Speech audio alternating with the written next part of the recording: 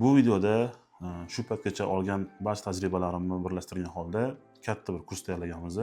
Ushbu kursda nimalarni o'rganishimiz, ushbu kurs kimlar uchun va shu kursni tugatgandan keyin ish topish va qanday daromad qilish yo'llarini ko'rib chiqamiz.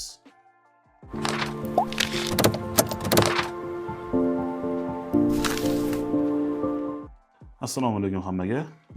Bu kanalda video qolmaganimizga ancha vaqt o'tib ketdi. Buni o'zgarish sabablari bor. Xabaringlar bor, bu kanal arxitektura sohasida olgan bilimlarimni bo'lish uchun ochganman. Shu paytgacha ham to'liq 3 ta kurs tayyorlaganmiz. 3 ta kurs mazmunan deyarli bir xil, ya'ni barchasi arxitektura va vizualizatsiya bo'yicha darsli edi. Bundan keyin nimaga darslik qo'ymadim? Bundan keyin qo'yish uchun to'g'risi material topilmadi. O'zim xohlamagan tarzda video qo'ysam ham, darslik qilsam ham, bundan oldingi darslarimdan deyarli bir xil, mazmunan bir xil bo'lardi. Shu sababli tanaffus olishga qaror qildim va soha bo'yicha tajribalarimni orttirishga, o'rganishga vaqt sarfladim. Xabaringlar bor, shu vaqt mobaynida shu Axan arxitektura studiyasida o'z faoliyatimni yuritdim. Bir necha qiziqarli loyihalarni qildik va shu jarayonda ancha tajribalarga ega bo'ldik va yana kurs qildik. Nima sababdan? Kurs qilish g'oyasi qayerdan kelib chiqdi? Bu birinchi bo'lib bu kurs o'zimizni studiyamiz uchun tayyorlamoqchi bo'ldim. Nimaga? Yangi institutga kelgan bolalar yoki tajribasi kam bolalar kelib biz bilan ishlamoqchi bo'lganda, ishlash uchunmi, stajyorlik uchunmi, o'rganib kelgan tajribasi real hayotiy jarayonga, ish jarayoniga umuman to'g'ri kelmadi. O'rtada juda katta jarlik bor edi. Bu holat o'zimda ham xuddi shunaqa bo'lgan. Institutga chiqqandan keyin ishlayman desam, real hayotiy proyektlarga tusha olmaganman. Olgan bilimlarim to'g'ri kelmagan. Har bitta kelgan yangi xodim bilan, yangi stajyor bilan ishlashga vaqt yetmadi. Ya'ni bitta odam kelsa unga o'rgataman, 3-4 oydan keyin odam kelsa unga yana boshqatdan o'rgataman. Ko'p vaqtim, fokusim ketib qoldi.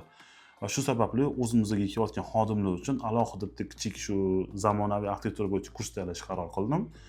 Ya'ni kelgan odam shu kursda bir oy vaqtdami, bir yarim oy vaqtdami o'rganib chiqadi va real hayotiy proyektlarga biz bilan ishlashga bemalol tushib ketadi. Asosiy g'oyasi shu edi. Va jarayonda ko'p takliflar bo'ldiki, ushbu kursda ishlatib ko'rdik. Kelgan bolalar, stajyorlar o'rganishdi, manfaatli bo'ldi, juda tez adaptatsiya jarayoni tezlashib ketdi. Ya'ni yangi loyiha qilishga bemalol moslashib ketishdi. Va shunday taklif bo'ldiki, boshqa firmadan so'rashdi bu darslikni va oxir-oqibat buni manfaatli bo'lishi uchun hammaga chiqarishga qaror qildik. Ushbu darslikni ommaga chiqarishdan oldin bitirib chiqqan talabalardan barcha takliflarni eshitib, kam kurslarni to'g'irlab, yana ham mukammallashtirib, ommadan hammaga chiqarishga qaror qildik. Va ushbu kursimizga kurs 2.0 deb nom berdik. Bu kurs kimlar uchun? Agar siz talaba bo'lsangiz yoki bu sohada faoliyat yuritishda reja qilayotgan bo'lsangiz yoki shu sohada ishlayapsiz, lekin ishlash jarayoni qiynaladigan bo'lsangiz va portfolioyingiz bo'lmasa, ish topishga qiynaladigan bo'lsangiz, bu kurs aynan siz uchun. Ushbu darslikda siz qanday bilimlarga ega bo'lishingizni birma-bir ko'rib chiqamiz. Ushbu darslikda siz loyihalash jarayonining to'liq ketma-ketligi, loyiha qilinayotgan hudud tahlili, o'lchov ishlari, hudud bo'yicha barcha kerakli ma'lumotlarni yig'ish, buyurtmachi talablarni o'rganish, buyurtmachi bilan suhbat olib borish, buyurtmachi talablarini tahlil qilish, kerakli hujjatlar bilan tanishuv, topo xarita, ya'ni toposyomka bilan ishlash, eskiz planirovka va planirovka asoslari, arxitekturaviy 3D modellashtirish, landshaft bilan ishlash, vizualizatsiya ustida post production, vizualizatsiya ustida sun'iy intellekt yordamida ishlov berish va sizga manfaatli bo'ladigan bonus darslarimiz mavjud. Bu kursimiz formati bo'yicha gaplashadigan bo'lsak, kursimiz Telegram platformasida joylangan, ya'ni Telegram platformasida yopiq kanalga barcha darslarimiz joylashtirilgan va ushbu darsga kerakli bo'lgan barcha materiallar ham bo'ladi. Umumiy darslarimiz soni 30 dan ortiq, ya'ni qo'shimcha bonus darslar qo'yib boriladi.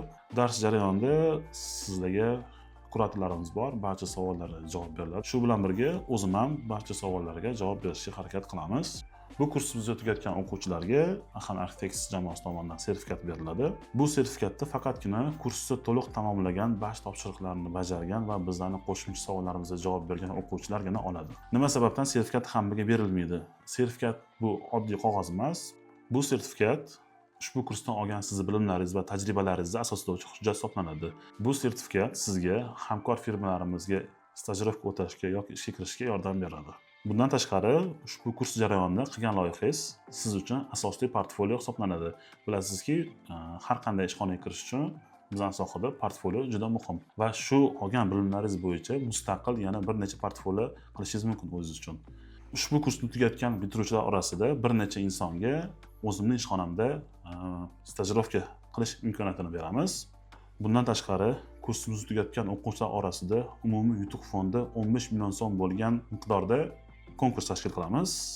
Bu konkursda darslikdan olgan barcha bilimlaringizdan kelib chiqqan holda mustaqil loyiha qilasiz va shu loyiha orqali konkursda qatnashasiz.